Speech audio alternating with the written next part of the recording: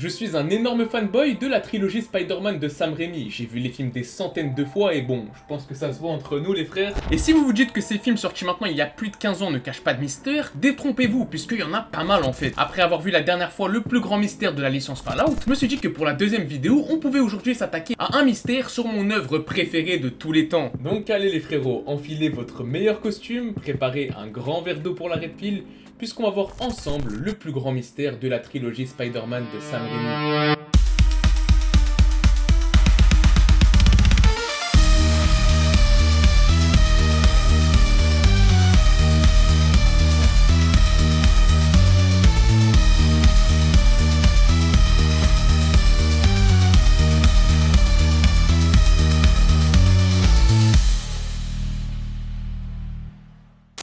Il y a un truc extrêmement chelou dans les films Spider-Man. Est-ce que vous vous souvenez de cet homme dans Spider-Man 1 qui annonce Peter Parker à un événement de catch? Et c'est lui d'ailleurs qui va lui attribuer le nom Spider-Man au lieu de l'araignée humaine qui était prévue à la base en français.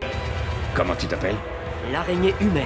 Ensuite, passons à Spider-Man 2. Est-ce que vous vous rappelez de cette personne? Cet homme refuse l'entrée au théâtre à Peter après que ce dernier soit arrivé en retard. Et pour finir, dans le troisième opus, est-ce que vous vous rappelez de cet individu? C'est au moment où Peter invite Mary Jane au restaurant français ou italien c'est à regarder en VF, et on aura une scène plutôt drôle où l'homme du restaurant accueille Peter. Mais alors, qu'est-ce que ces trois hommes ont en commun, me direz-vous? Bah absolument tout, puisque ces trois personnes sont une seule personne. Oui, ce sont juste un acteur derrière ces trois rôles. L'acteur, c'est Bruce Campbell, un ami de Sam Raimi, puisqu'il a joué dans les films d'horreur du réalisateur Evil Dead. Sam Raimi a énormément confiance en lui, mais c'est un hasard d'avoir mis le même acteur pour trois rôles différents dans trois films différents. Pour beaucoup, non, ça a rien d'un hasard. Ce personnage est là depuis le début, on ne connaît pas son nom, mais ce serait la même personne dans les trois films. Tout le temps là, à surveiller, à guetter l'homme araignée. Il aurait analysé sa situation et aurait tout orchestré depuis le début. Pourquoi il aurait fait ça? Parce que ce personnage serait nul autre que Mysterio. Si vous connaissez pas Mysterio, c'est un des méchants emblématiques de l'univers Spidey. Il est reconnaissable par sa tenue atypique et c'est un maître de l'illusion. Et là, vous voyez où je veux en venir. Pour beaucoup de fans de la trilogie, ce personnage inconnu que l'on voit dans les trois films avec trois métiers différents serait Mysterio. Ok, pour l'instant, quand j'ai entendu ça, c'est stylé franchement. Mais les frérots, quels sont les arguments?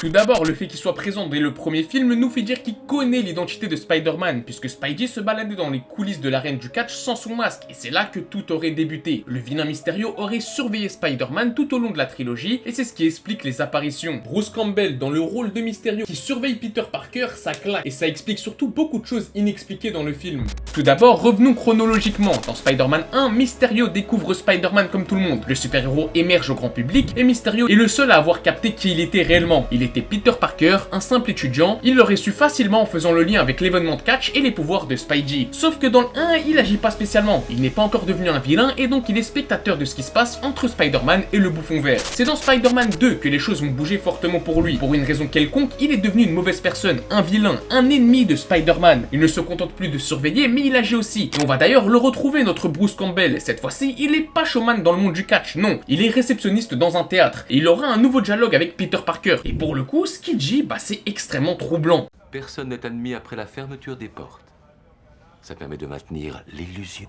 Ok les frères, là on rentre dans du sérieux. Parce que des illusions, mon dieu qu'il y en a dans les films Spider-Man à partir de Spider-Man 2. Et elles sont, mais alors pas du tout expliquées. On voit un moment Peter Parker qui ne sait pas pourquoi il perd ses pouvoirs. On le voit aussi parler avec son oncle Ben dans une sorte de vision. Je rappelle qu'oncle Ben est mort, un film auparavant. Donc ouais, peut-être juste une facilité scénaristique, me direz-vous. Mais ce serait sous-estimer le génie du réalisateur Sam Raimi. Mysterio aurait donc influencé Spider-Man à tout abandonner pour pouvoir se garantir une vie de criminel facilement. Sans passer par un combat où il sait d'avance qu'il est beaucoup moins fort que l'homme araignée et qu'il finirait soit mort ou soit en prison. Mais vous connaissez la suite, Spider-Man va retrouver ses pouvoirs dans le 2 et il va réussir à redonner son entre guillemets conscience à Octopus après l'avoir vaincu. Bon, là on va pas partir sur un délire de Octopus aussi manipulé par Mysterio, on va dire que c'était la puce inhibitrice comme dans le scénario, même si on aurait pu honnêtement entre nous. Par contre, il y a un personnage qui a pu facilement être berné par Mysterio et ce personnage c'est Harry Osborn. Tout au long du film, il subit une descente en enfer, miskin. Sa boîte Oscar coule et il s'est rendu compte que l'homme qui est en lien avec la mort de son père est nul autre autre que son meilleur ami Peter Parker. Donc bah les frérots, il y a un truc choquant à la fin de Spider-Man 2 en fait. Harry Osborn va avoir une vision exactement comme lorsque Peter a décidé d'arrêter d'être Spider-Man avec son oncle Ben. Une vision où il va voir son père décédé qui va essayer de l'influencer à se venger. Qui cause ces visions de personnes décédées? Oncle Ben avec Peter, maintenant Norman alias le bouffon vert avec Harry. Je veux bien que ce soit une fiction de super-héros, mais on reste dans un monde réel. Donc qui cause tout cela? Et bah Mysterio une nouvelle fois. Il se serait aperçu que Peter ne renonçait toujours pas à être Spider-Man et il aurait manipulé son meilleur ami pour pouvoir éradiquer le héros beaucoup plus facilement. Et son plan, bah il va marcher, du moins au début.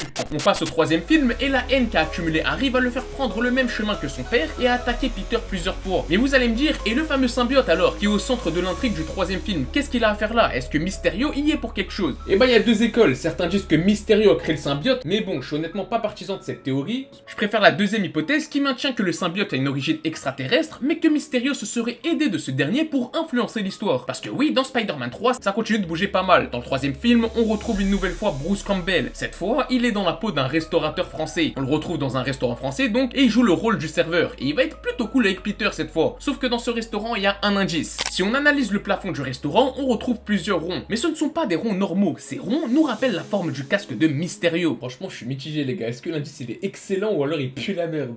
Mais bref, dans ce film, bah, on a toujours illusion sur illusion et ça reste super troublant. Peter qui rêve de Flint Marko qui tue son oncle, ce qui le force à utiliser le symbiote pour être sûr de réussir sa vengeance. Harry qui retrouve soudainement la mémoire après avoir entendu une nouvelle fois une voix de son père qui l'influence donc. Et la ruse ultime de Mysterio, ce serait qu'il aurait encouragé Eddie d'aller à l'église. Pourquoi à l'église? Pas pour prier, non les frères, pour récupérer le symbiote et une bonne fois pour toutes tuer Peter Parker. À 3 contre 1, ça a beau être Spider-Man, il ne peut rien faire. Mais ça, c'était sans compter sur Harry qui au dernier moment a un sursaut de bonté et va sauver son meilleur ami et va donc permettre à Spider-Man de gagner l'affrontement final. Et comme dans toutes les vidéos, comme sur Fallout la dernière fois, il y a un argument ultime à ce mystère. L'argument, c'est que bah normalement, il devait y avoir un Spider-Man 4 en fait. Et là, non, on n'est pas dans les spéculations, les théories, c'était vraiment officiel. Il y a juste eu un problème de contrat entre Sony, Sam Raimi, les acteurs, blablabla, et ça a tout fait capoter. Et on peut donc se demander qui devait être le méchant de Spider-Man 4. Est-ce que ça pourrait que ça soit Mysterio? Surtout que dans la scène finale de Spider-Man 3, il y a un truc une nouvelle fois chelou. On voit MJ chanter dans un bar et Peter qui va le rejoindre. Ils vont donc partager un câlin et c'est vraiment romantique et mignon. Mais en arrière-plan, si on fait attention, on aperçoit un truc. Qui est cet homme? Même coupe que Bruce Campbell, est-ce que ce serait lui une nouvelle fois? Est-ce que ce serait Bruce Campbell qui joue Mysterio, qui continue de surveiller Peter et qui devait passer à l'action dans le 4e film?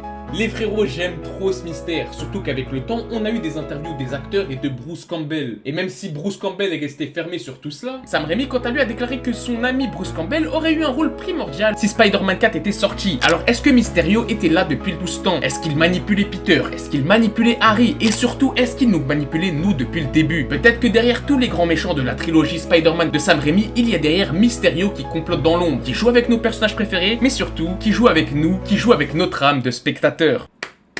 Moi j'applaudis les frères et rien à dire, meilleur mystère pour la meilleure trilogie de l'histoire, c'est tout simplement magnifique en fait.